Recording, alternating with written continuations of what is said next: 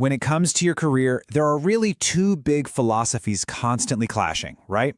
On one side, you've got loyalty, the idea of sticking with one company, putting down roots and growing from within. And on the other side, mobility, hopping from job to climb that ladder higher and faster. So, which way is the right way? Well, the answer is probably not what you think. I mean, it's a question we've all probably wrestled with. You see that 10-year anniversary post on LinkedIn, and what's your gut reaction? Is it, wow, that's some serious dedication? Or is it more like, I wonder if they've gotten a little too comfortable? And then there's the flip side. Is changing jobs every couple of years a brilliant career move? Or is it just risky? Here's the kicker. There's no single right answer. The value of staying put in a job, it's all about where you are. It's baked right into a country's culture, its economy, and its laws. Seriously, what's a brilliant career move in one country could be a massive misstep in another. This right here is what we're calling the tenure paradox. The idea that job hopping is either good or bad is just, well, it's not true everywhere. It all comes down to local laws, the economy, and just the culture. It's like your career clock is set to a different time zone depending on where you are. So to break it all down, you can pretty much divide the world into two big teams. You've got team mobility. These are the places where moving around is how you get ahead. And then you've got team loyalty, where the real prize is stability and sticking it out for the long haul. All right, let's dive into team mobility first. These are the places where being quick on your feet is everything, and your resume looks like a highlight reel of different experiences. And who's the king of team mobility? No contest. The United States. Here, the median time someone stays at a job is just under 4 years. So, what's the recipe for all this job hopping? Well, it's a few key ingredients. First, you've got at-will employment, which basically means it's easier for companies to hire and, let people go. Then there's the fact that everyone knows the quickest way to get a real raise is often to just get a new job. And you mix all that into a culture that's all about individual ambition, and boom, you get a market that's always on the move. But it's not just an American thing. Let's head over to Denmark. Their average is about 7.6 years, so still on the mobile side, but they play the game with a totally different set of rules. Their secret weapon? It's this amazing concept called flexicurity. It's a really smart Danish idea that somehow manages to give employers all the flexibility they want while also giving workers a ton of security. It basically makes changing jobs a normal, expected part of the system, not a crisis. So here's how it works, and it's kind of genius. Companies can hire and fire pretty easily, a bit like in the States.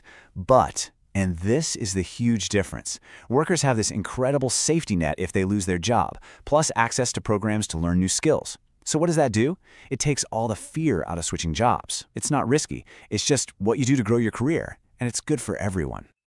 Okay, now let's flip the script completely. We're heading over to the other side of the world, to the places built on stability. Welcome to team loyalty. And who's the champion here? Greece, where people stay in their jobs for an average of over 13 years. Just think about that. That's more than 3 times as long as in the US. So what's the glue that holds people to their jobs for so long in Greece? It's a perfect storm, really. You have super strong labor laws that make it really hard and expensive for companies to lay people off. Then you have a history of high unemployment, which naturally makes people cling to a good job when they have one. And then, woven through all of that, is a culture that really, truly values loyalty. Okay, let's head east now, to another heavyweight in team loyalty, Japan. Their average tenure? Over 12 years. And in Japan, this goes way beyond just the economy. It's baked right into the culture. You've probably heard of lifetime employment. Now, that idea is changing a bit, but it's still incredibly powerful. Being loyal to your company isn't just a good idea, it's a deeply respected virtue. It creates a world where staying with one company for your whole career is totally normal. But, it's not always so black and white, right? It's not just mobility versus loyalty. A lot of the biggest economies out there are actually what you might call hybrids. They've figured out how to get the best of both worlds. Let's look at Germany. They have this amazing apprenticeship system that builds incredible loyalty and super specific skills. But the twist is, because those skills are in such high demand, workers still have the freedom to move if they want to. Or think about Canada. It's kind of like a mix of the US and Europe.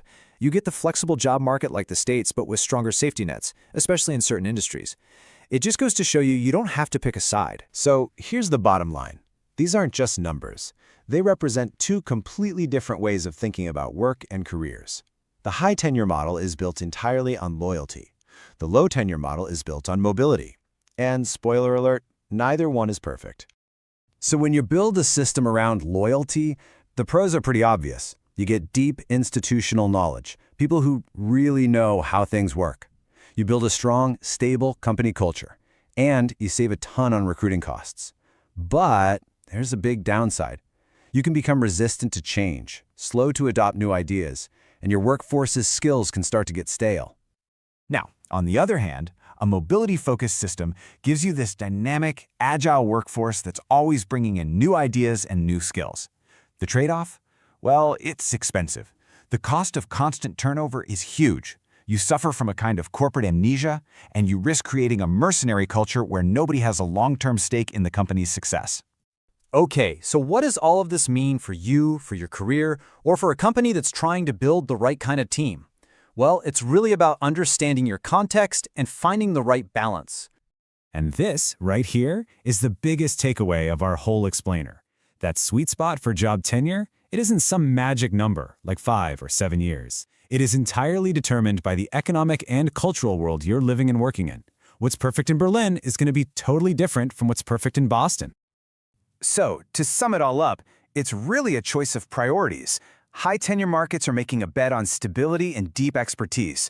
Low tenure markets are making a bet on adaptability and a constant flow of new skills and ideas. You know, the smartest companies, they don't just accept their country's default setting.